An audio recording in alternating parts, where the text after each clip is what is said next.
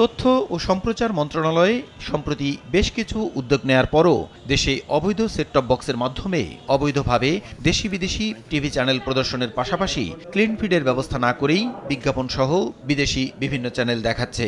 এতে সরকার রাজস্ব হারানোর পাশাপাশি জনগণও নানাভাবে ক্ষতিগ্রস্ত হচ্ছে।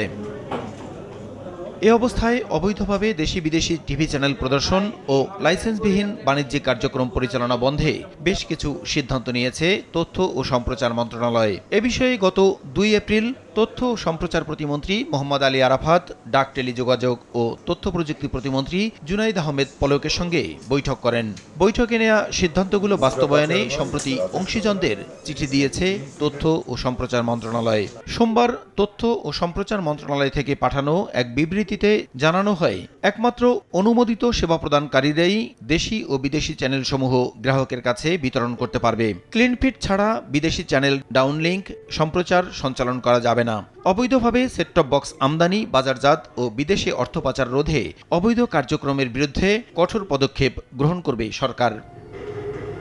এতে বলা হয়, কোনো ডিস্ট্রিবিউটর অনুমোদিত চ্যানেল ব্যতীত অন্য কোনো চ্যানেল বাংলাদেশে ডাউনলিংক, বিপণন, সঞ্চালন বা সম্প্রচার করতে পারবে না।